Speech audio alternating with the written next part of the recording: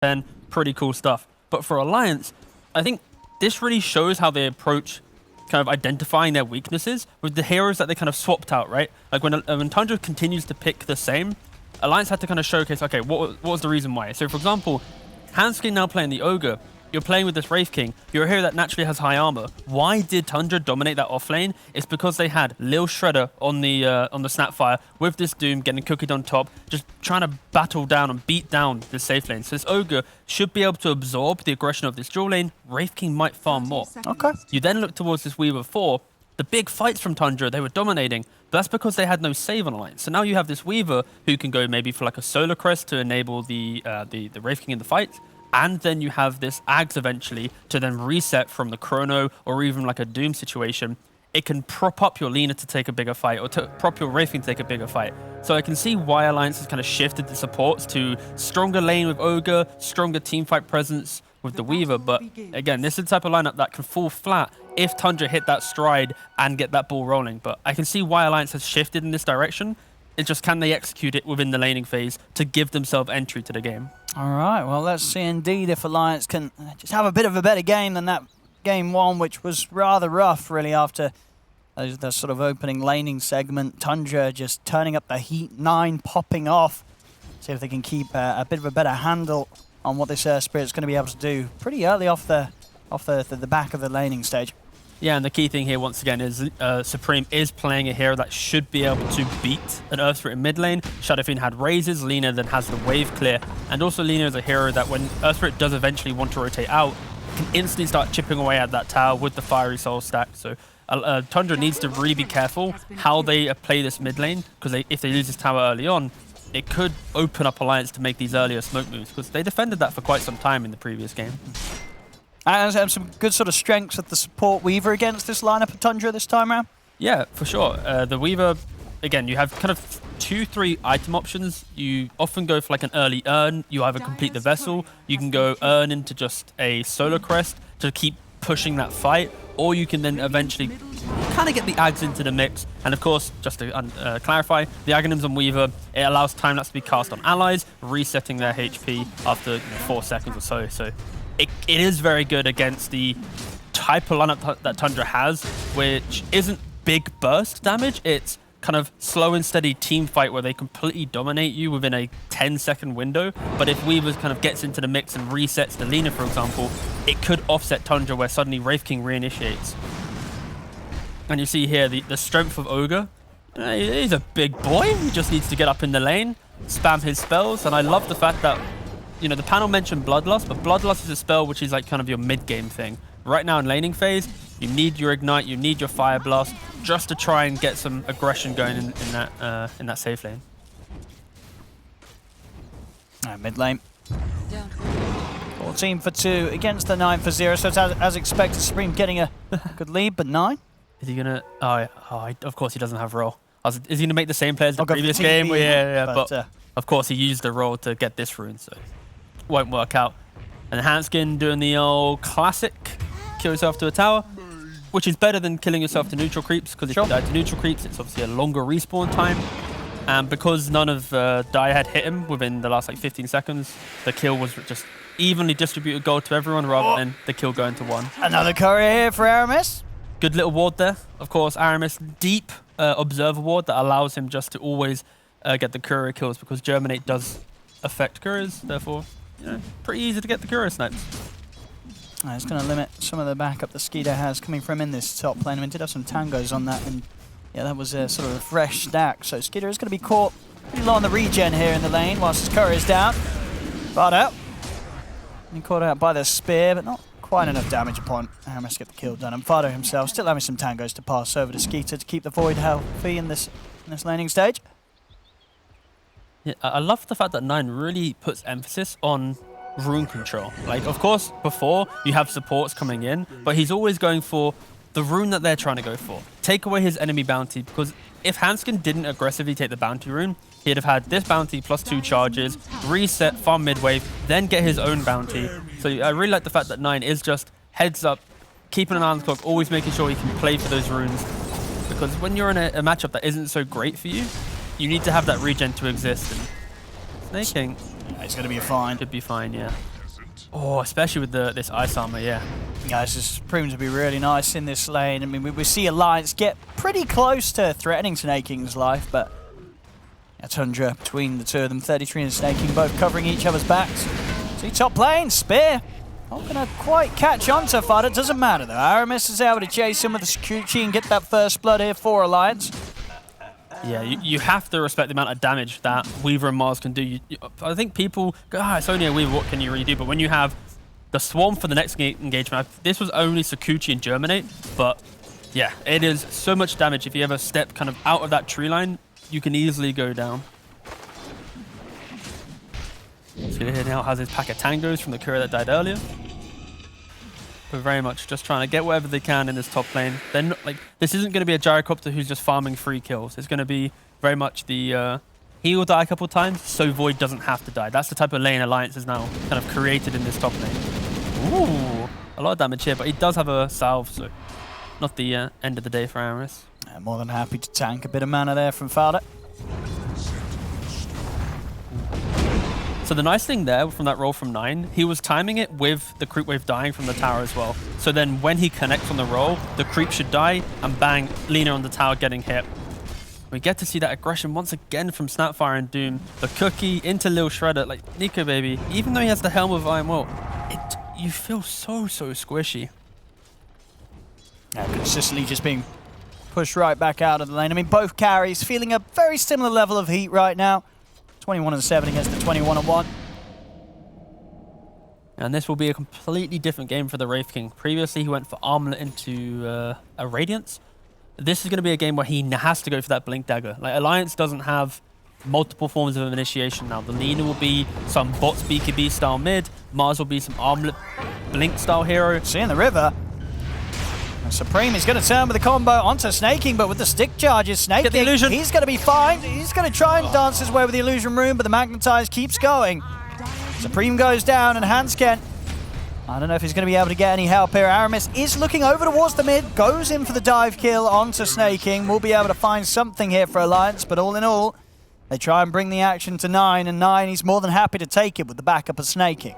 Yeah, 9 did a really good job in this lane where he was always farming the small camps, both his side and Lina's side, so he always had the levels to match the Lina. Where, like, this CS, even though it looks like Earth Spirit's keeping up, it's because he's farming more of the small camps, right?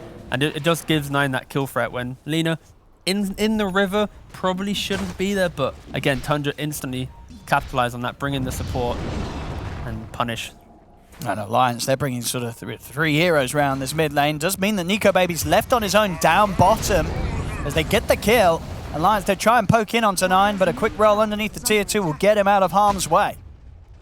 Just kick off the bug, or back to base. But yeah, you can very much see Alliance. They have broke down the laning phase in the hope just to take away this tower. Take away 9's home, in which he's able to thrive. You know, farm what gets given to him, rotate when possible. And Alliance's game plan is, if we make 9 feel uncomfortable potentially, make him rotate earlier than he wants to. Sure, Nico Baby might die a couple of times, but it might give Alliance that confidence to get into the game. But I think Tundra is seeing through this, and that's why, you know, they are killing the Wraith King. 9's just straight back to mid. Snaking's now mid lane. They've eased off the pressure on the side lanes because they realize, wait, we can't lose this tower. We can't allow them just to overwhelm us in this mid lane. And yeah, I don't think Tundra's too kind of scared from this initial engagement. Because, yeah. I don't think so. Laguna Blade has been used, of course, which we saw onto Fada, so even Snaking, I don't think he's going to be too concerned about the potential burst that could come out upon him. Bit of a poke onto 9, but Aramis will try and turn. You see the backup of Fada and Snaking as well. Cookie forward, jumping from Skeeter. He's looking for a chrono opportunity. Won't find it, but by the looks of it, doesn't need it. Time dilation onto Aramis, but come out as he is able to Sakuchi out of there. They'll let the Weaver get away. Didn't want to use the chrono there, of course, for the support. Skeeter will return to farming. It'll just be the Ogre going down. But very much, as you say, just sort of shutting down this effort from Alliance around the mid. So Alliance, they are going to have to look elsewhere rather than just this initial plan of throwing everything at the mid, throwing everything at 9's Earth Spirit as early as they can. Yeah, and Skidder, he nearly got the chrono onto the Lina there as well, but he cancelled it because he realized that Lina was just quick enough to disconnect and should have dodged it due to the cast time.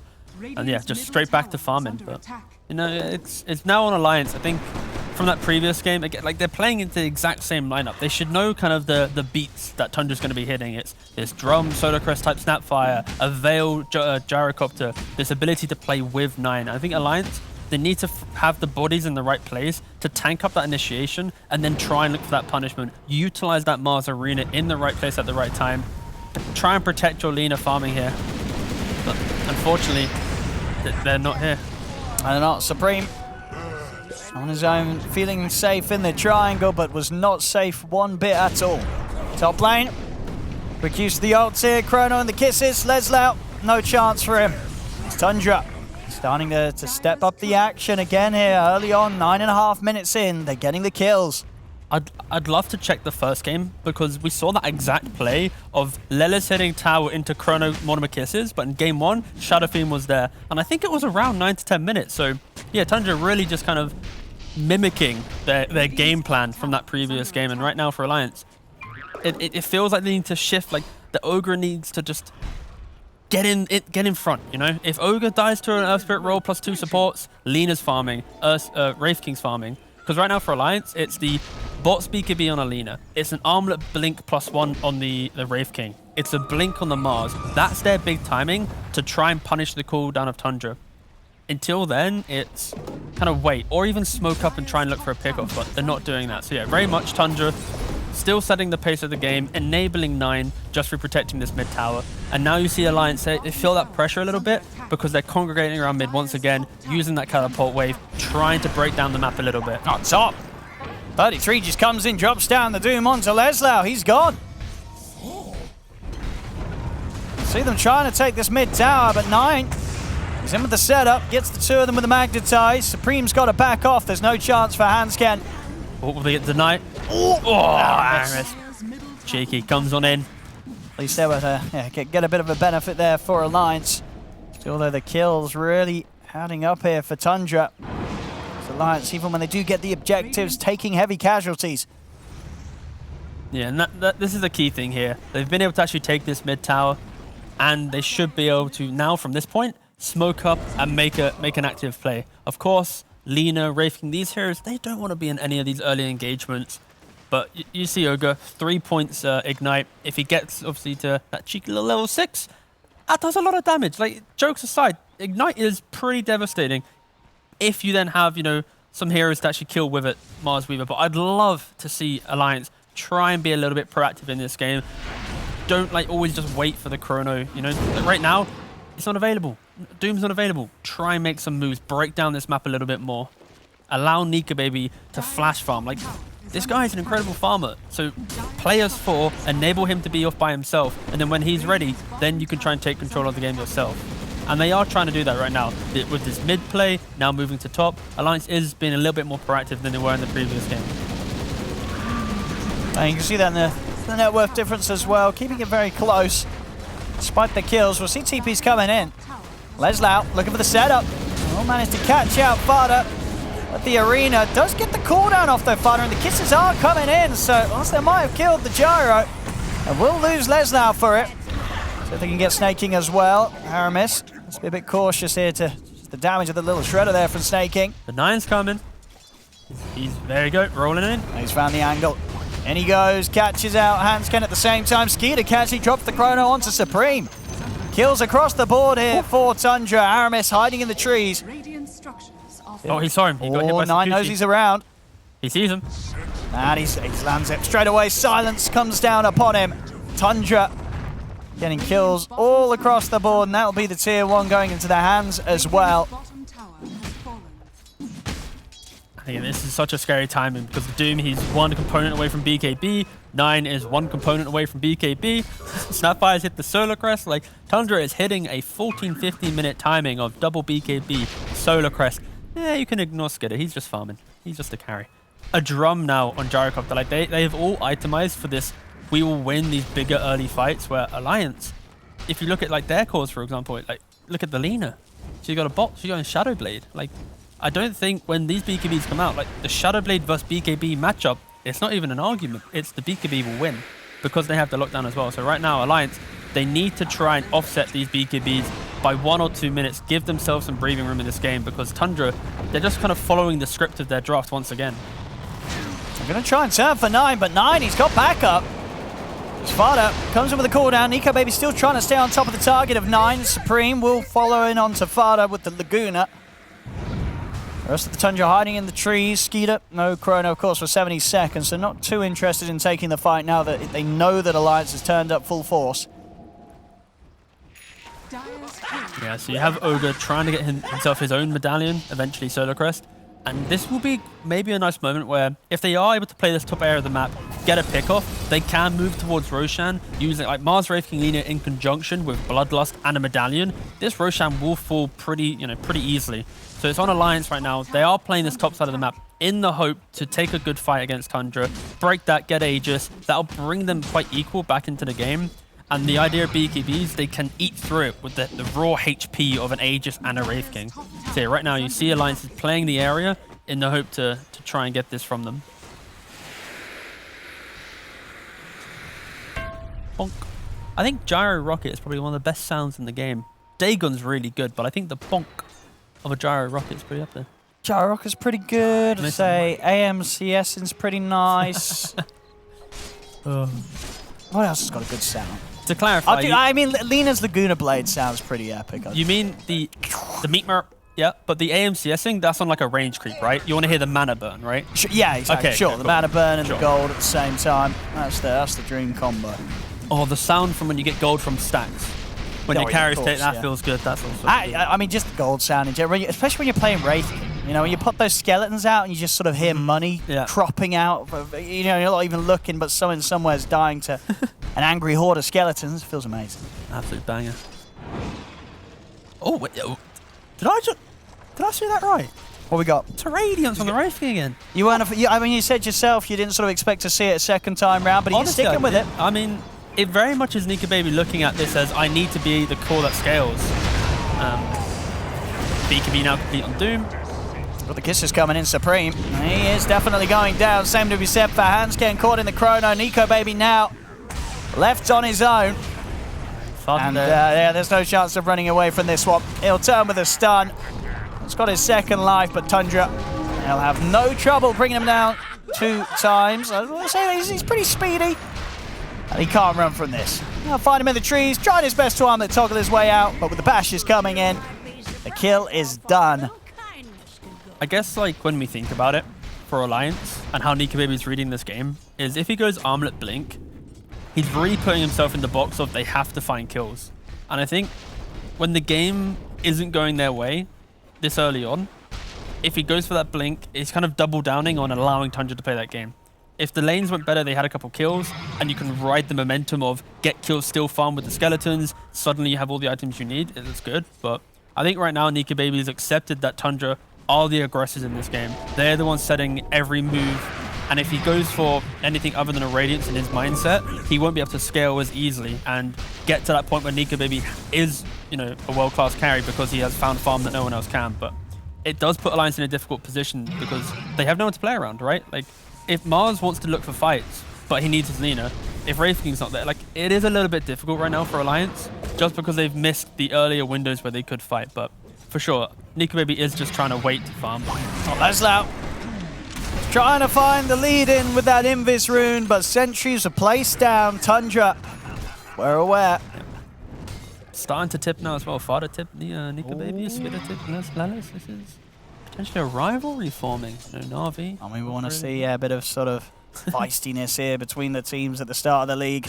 And this is where the feistiness will come, because Lina has just completed the Shadow Blade, in which it has to net a kill. You know, a Shadow Blade is the equivalent of buying a Blink Dagger. Yeah. It's that surprising form of initiation that should catch you off guard, like Void walking through the river, LSA into Laguna, Mars on top. That's a kill. But very much Alliance, they live on the fact that Lina has to be the +1 to a Mars or a Wraith King initiation.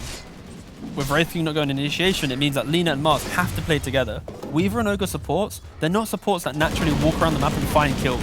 They're heroes that enable the fight and can be that kind of just tickle over damage just to be enough to get a kill, but they're not the explosive heroes to get a kill. So yeah, very much Lina and Mars, they need to hold each other's hands right now, high five a couple times, go together and try and find kills on Tundra.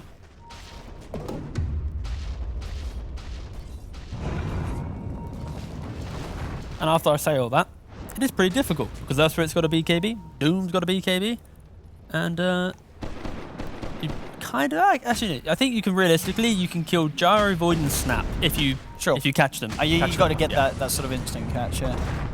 And that's I think why Tundra is playing this somewhat buddy system, right? You see Snake King's kind of hugging the same area as 9, 33 still farming. It's not as if Tundra is going, oh, we're ahead, let's farm the entire map. They're still farming so close, and they should be looking most likely to smoke right now, because as you see how condensed they are on the minimap right now, this isn't just a communal file of a small camp. This is an indicator of a smoke, big fight into Roshan. Of course, Hansken wouldn't be the big target. And in this, any kill right now should allow them just to poke at Roshan, be it a 5, be it at anything. I mean, they've managed to actually go past Hansken. I mean, if they get Supreme instead, that'd be very tasty. Skeeter, he's going to drop the chrono. He's got the control. They have caught him in Arena, and Spear will be thrown down. Cookie forward though, and Skeeter's going to be fine. Supreme falls. Hansken was run down by 33, and now Leslau, he's got nothing else to offer up. As Tundra, he said they needed 1, they end up getting 3 here. Yeah, absolutely beautiful Cookie. Oh, he's on a cliff. Oh, he's been cliffed. Oh, no. Evil Arteezy. Oh, he's up there. No. Oh, no. He's stuck. No. Oh, he got a courier. He did get a courier. But, well, they've joined him on the cliff. They have. They're ready to join this party. And, well, meanwhile, Aramis dies. I mean, everybody's dying on Alliance. He's off the cliff, though. He is. Gets a little bit of a taste of freedom before his inevitable death. You know, they're not that heartless, Tundra. And then bam.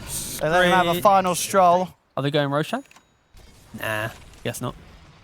I thought like this would be a moment where they might just instantly try and go Roshan. You have the Solar Crest, you have Lil Shredder. But this all started because, of course, Earth Spirit, with that kick, boots him up into the high ground. They used the courier. Actually, no, he was actually just using... I thought they were using the courier for vision. Oh, he was actually just getting a delivery. He was getting an item. He's like, oh no, my courier. But yeah, Tundra just sweeping across the map and just, I guess, punishing the... Like, Alliance's heroes, they're very much... They play well when they're able to fortify an area, right? Where Ogre's that tanky boy standing on the high ground. Oh no, we found the Ogre. That's so bad. Ah. Bang, spells come on top. But when Alliance has to move around the map so quickly, playing into the pace of the Earth Spirit, even avoid jumping around, it is pretty difficult, as Earth Spirit is... it's actually pretty cool. Who is that? I think it's DJ Khaled, isn't it? Oh, he always gets himself... I won't lie, I actually thought it was Gorg the first time I looked at it. Was he... He just grew a beard. There we go. Arena attempt from Alliance. As they're in, they will find the kill on Tafada. He's just the support Gyro, and it's costing them a lot yet again. 2 cores already falling. A Supreme, Leslau, and there's Hansken shortly following as well. Go down. Nico Baby's trying to run. This time round, he'll make sure not to step himself close to any cliffs. But honestly, maybe being up there is better than being down here, as it's another death for the Nico Baby Wraith King. 4 dead on Alliance. Now Tundra will feel that they can have a bit of a poke at Roche. 26-7, just 22 minutes in this game. Pretty safe to say it's going just as well as the first one. Yeah, Tundra, when they know that they don't have the cooldowns, they need to be ready for Alliance to look for that smoke play, look for that re-entry back into the game. And they played it beautifully. They have this vision in their own jungle. They stand firm, ready. They might not have Chrono, they might not have Doom, but if they just hold their own, Alliance needs to walk through this choke point, try and have their own vision. It's so difficult for Alliance. And yeah, Tundra, even without spells, if you play the map well enough, you can take that fight into that inevitable smoke. So unfortunately for Alliance, Tundra was ready for it. They weren't taking their foot off the gas and able to punish it once again. But this time, the punishment was not only a fight, but like you just mentioned, they get the Roshan as well. And I think this is kind of like the essence of why Void is so good in these games, is because until Weaver gets an Ags, Supreme's playing these mid-heroes that don't have some their own innate save. And the supports aren't naturally saving supports. So the fight construct for Tundra is, if Void Chrono's mid lane should die. You have Snapfire, you have the layered damage from Gyrocopter. It's very easy for them to always take away 50% of their damage, I'd argue, because the mid lane is such a core component. Yeah. And right now for Alliance, they need to try and find a way to open up the fight in a way that they force Tundra to react more. When they're being proactive on Tundra, it's so nice for 9 to roll in, get the vision on the high ground, see everything that's happening, and then suddenly Void gets to play. I think we've got that situation where one team has the entirety of the opposition muted, so Alliance hasn't quite caught the G from Tundra. Hopefully we can get an admin on there as well to pop that G in.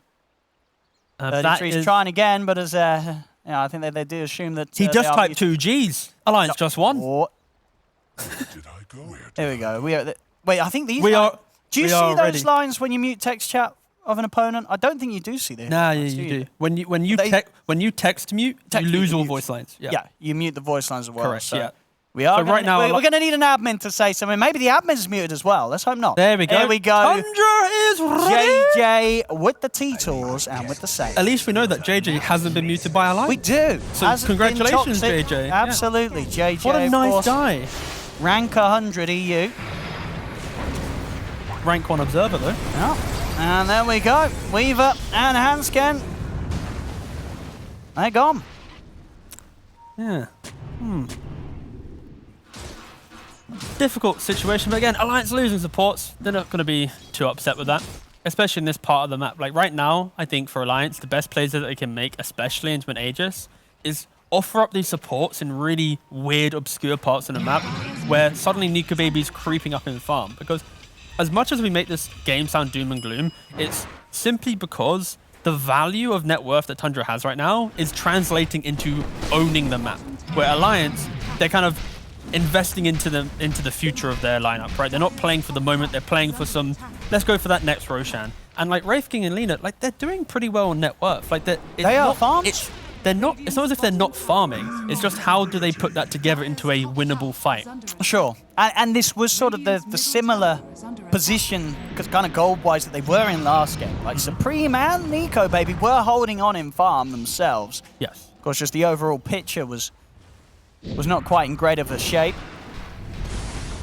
And this is where Alliance, like, Nika Baby has put the Blink Dagger now into his quick. By the previous game, this was a BKB at this point when the game was somewhat over. With a Blink Dagger, that does allow for the, oh wait, why is the Void in this position? Let's get a quick kill. See Hansken. He's a tanky boy. He's going to get gone on. See Skeeter. Seeming to do his best to bring him down, and with the kisses coming in, they've got the damage. They do lose the Void the once, but with the Aegis, he's ready for round 2. Nine's in onto Supreme, forcing back the Lina. Leslau getting focused here by the three of them. The missile will finish him off. Supreme trying to get back to the fountain, but the Magnetizers kept going. He goes down. Aramis tries to fight Snakey, but Snakey with a little shredder, he's able to take off the bug. Does still die to the shield crash, but the chrono is up. That'll be a dead Weaver and also a dying Leslau as Skeeter beats him down. Buyback from Supreme, can he get anything out of this? He's been doomed. Skeeter with the BKB, he can look to try and commit onto these 2 cores. Nico Baby up to the high ground, with the arm that toggle, he's going to keep himself safe. Skeeter goes for the TP out. The last few seconds of the BKB, and he will make it away. They get some kills there, Alliance, but they do have to use 2 buybacks on Leslau and Supreme. But this is the fight that Alliance needed to give themselves at least some confidence, right? It's the idea that they can take the fight, they can utilize this Weaver to punish the type of damage that Tundra has. And I gotta say, that chrono, it nearly, of course 9 did die, but the footwork from 9 to get around the tree in the southern side of the chrono to then roll away, like, whew, he nearly could have just instantly died at start. Maybe we'll see a replay, I don't know, but oh yeah, that was a... But that was... Okay, here we go. We have it. Look at it, right, okay. Yeah. So, you see here, Weaver, of course, at the start of the fight already gets got on. Look at 9 here. Look at him. He's like, That is pretty close. Beautiful. Oh, but my goodness. He does, unfortunately, then roll into a tier 2 and die. But the footwork, that was some pretty crafty footwork. Oh, Hansken. He's got a missile heading his way, and he's got no ticket out of there. The TP's still on cooldown. Is he going to turn and face the rocket, or will he never look at it? Cool guys don't look at explosions. Don't. Oh, there's another one. I've looked at that one though. See ya, bud. Again, the key thing to take away from that fight was Alliance is able to take a fight into the Tundra lineup once they have like that perfect construct, right? It's the idea, Ogre tanked up so much to bait the Void in. If there wasn't an Aegis there, Alliance just sweeps that fight. That simply is the idea that Alliance wasn't able to stop that first Roshan going to Tundra, giving Tundra that confidence to make those plays. But it does, if you're an Alliance fan, give you a glimmer of hope of Alliance is able to, at some point, maybe scale into this game if they can position themselves correctly to take the necessary fights. And it is off the back of the new guys, honestly. It's like Aramis right now, he needs to have stellar position. Oh, he's got to make these saves. Yeah, 100%. And even Supreme to some degree. He can't be out kind of in no man's land, enabling Tundra that simple entry to the fight. It needs to be Hanskin, it needs to be even Nika Baby to some degree, giving themselves up, baiting Tundra into kind of extending into not one fight, but then overextending into that secondary fight that often develops.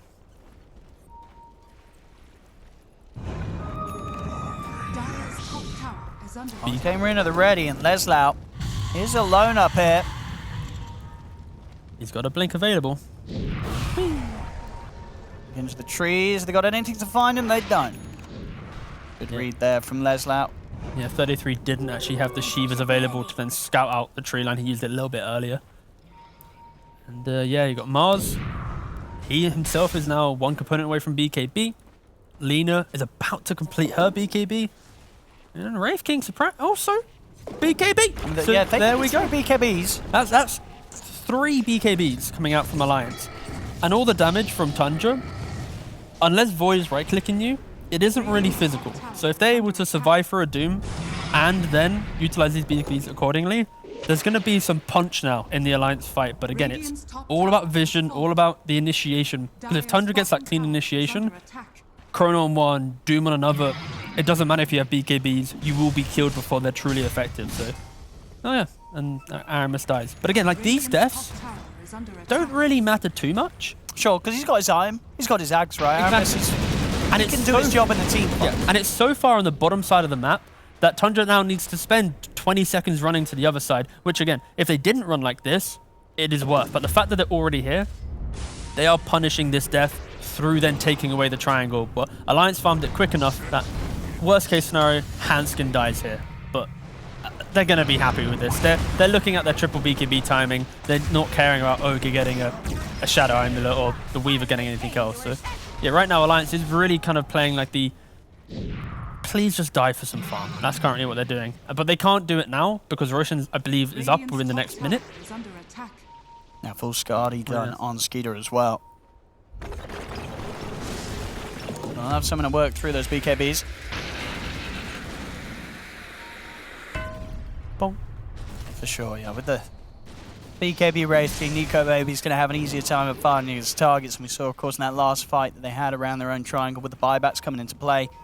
Nico Baby did get a significant amount of damage done without him.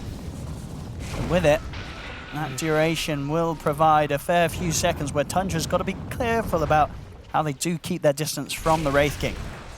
And 9 has a bottled Arcane Rune as well, so okay, Alliance, they got triple BKB, yep, beautiful time, actually no, sorry, double BKB, Mars doesn't have one. Beautiful timing from them, but it's the fact that this Earthsphere at 9 will have Arcane Rune, plenty of stones to get around the fight. I'll get a quick kill on Fada. Good stuff. Now what can that open up for them, Roshan? Unfortunately not, it's not a quick enough respawn. Nine's watching from the high ground, he's going to go for Hanskin, quickly kicks him up to the high ground. Went fishing, caught himself a Hanskin. So by time, 30 seconds. And Fada will be back in the game. 9 scouting out the Roshan situation. So just under a minute for the respawn. Both teams trying to play on their own high ground vision right now. Or staking. He's up and he's down. We jump in with the blink. Cookie's down to the low ground. Nico Baby's going to try and turn his efforts over towards Snaking, but 9 with the kick gets Snaking back up to the safety. Yeah, beautiful stuff from 9 right now. Like he just killed off Hanskin with one kick and he saved Snaking with another. Really playing around this high ground, low ground area. And also the value of Snapfire in that engagement, right? Like he puts himself on a cliff, but he has the Lil Shredder to automatically deward the ward because you get those quick hits in succession, and then you cookie yourself off the cliff. So yeah, Snaking just making sure Alliance had zero vision to play around. So now if Alliance wants to take a fight at Roshan, they need to get everyone back together. They need to smoke up, get back into an area, and get that high ground vision. Oh, for sure. I mean, this Roche fight could be the game. C33. He's going to lead him with the BKB, get the opening vision here for the team. They find and take down Hanskin. The rest of Alliance continue to retreat. 9 not quite able to close in onto Leslau. Tundra fully forced them away. This is the make or break moment for Alliance right now. There is no BKB available on Doom. Ogre has buyback and can use the tier 2 TP, be it mid or top, and Roshan's alive. So if Tundra want to play this with confidence, they could, yeah, they're already hitting the Roshan. I mean, do Alliance have to sort of throw everything in to try and stop this Rosh? Or I think right now they probably they're giving it up because of the bit. Like if they'd gone in the moment, instantly smoke, there's no BKB, go for the fight, maybe. See over the side, Nico Baby, he's been found. They're able to bring him down once. Over to the side, 9 rolls in with the control onto Aramis. Will get away with the Shikuchi. Doom's dropped down onto Nico Baby. Posta BKB will get held in position by the Chronosphere. Esquida off the back of finishing Roche and picking up the Aegis. He's ready to turn up, bring down Nico Baby's Wraith King, and maybe more, definitely more here with 9 closing in onto Supreme. But the BKB in the Shadow Blade, the sentry is down. They look to surround him, and they will. No escape for the Lina. Cookie forward onto 9 as he jumps in on top of Hansken. 4 dead. As once again, Tundra getting all the glory here, and 9 even thinking about diving into the base. Oh, and another flag place. But yeah, for Alliance right there, when Doom uses that BKB into the high ground and you lose your Ogre, they have a very split second to decide if they're grouping, smoking, and contesting Roshan or giving it up. They initially gave it up, and then they decided to contest after. So in the moment of switching game plans, it allowed Tundra to set up at Roshan accordingly, contest, get the kill, and still find the necessary pickoff. So yeah, unfortunately for Alliance, a very small margin in the game to try and take a good fight. They did miss it slightly, but again, they were down by so much gold. It's so hard to find that opening. Leslau tries to start the action, but immediately BKB from Snaking puts a stop to the combo. As Leslau, he'll get closed in upon by Skeeter, bashed to pieces. They bring him down. 9's able to roll away before the damage can be done from the 3 of them that were trying to take down the Earth Spirit. They couldn't quite do it. As back towards the base, Alliance, they're being forced back to the fountain, past their towers and racks here. Tundra just fully on with the aggression, feeling confident with the Aegis still intact on Skeeter. Jump forward for Nico Baby, he's looking for a kill, he will get it. We'll get farther. See one more they can find here. Desperately trying to chase. This was the buyback from Nico Baby, of course. Trying to get whatever Tundra can, provide, right? If Tundra keeps the hero out too long, they get another kill, it could give them a little bit more confidence. But yeah, Tundra, they just fully disengage. Void, he stayed in the trees for a little bit. He's like, maybe I can go. But yeah, with 9 being half HP, no Doom, no Mortimer's Kisses, there's no reason for Tundra to want to take this extended fight, to give Alliance a single opportunity into the game. And that's a nice thing from Tundra so far in this series. They have shown such a beautiful discipline on... They might play with the confidence, offering up high fives, planting flags, but they're doing it knowing that they can play in that area. It's not as if we're seeing them overextend and just die unnecessarily. So they are playing with both confidence. Yeah, it's really nice to see. Skeeter. Still 2 minutes of having this second life. Big fan of his itemization here. The Refresher Orb. Now that he's already completed his big damage items, be it in the form of, Skadi, Maelstrom, even, of course, the farming of the Mask of Madness, but the fact that he's able to have presence in the fights, all he has to do to win a fight is hit a good chrono. And Refresher Orb, it is such a good item. The double Percy, the amount of mana regen that you get. You might not have the mana pool to chrono refresh chrono in an easier fight using all your other spells, but you have the ability to take a fight, reset for a couple minutes, then go in again with another chrono. So yeah, I'm a big fan. Absolutely, especially at this stage of the game, which for Alliance, the buybacks are going to be something they will have to rely on to possibly hold against some of these sieges from Tundra. And he will actually have the mana to do a full double chrono combo. Yep. So it's not as if he's even starved of mana and it's like, I've got a refresher. Like, because he has the Skadi, he can just chrono refresh chrono on the spot if he really has to. But I've seen Voids with this refresher where they'll just chrono one guy, kill him, 10-20 seconds later, they just instantly pop another refresh and they're in another fight. Look at this 9!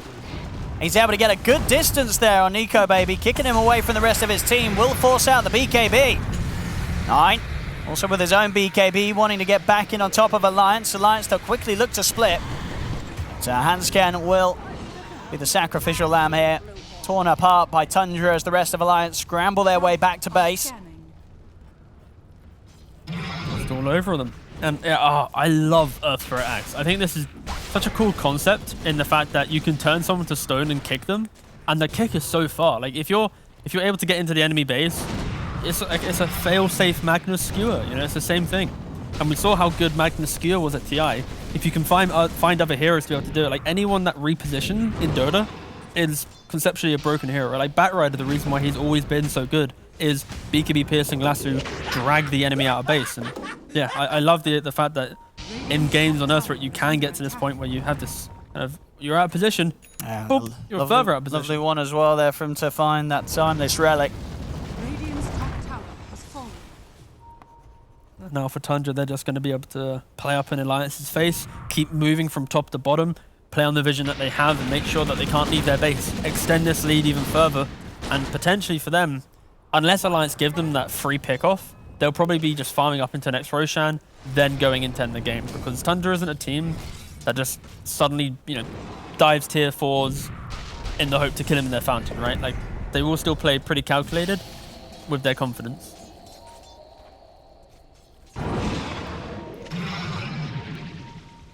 And for Alliance, they're pretty excited to take, I mean, excited, I mean, they got another option, but a fight in their own base is the best fight that they can take. Use that extra armor from the towers. Hopefully, Tundra disconnects with their positioning because you don't have Earththreat freely rolling around your base, diving tier 4s, so maybe Alliance can look There we at that. go. But look, he's kicked so far away. I mean, he is completely taken away from his base. Nico, baby.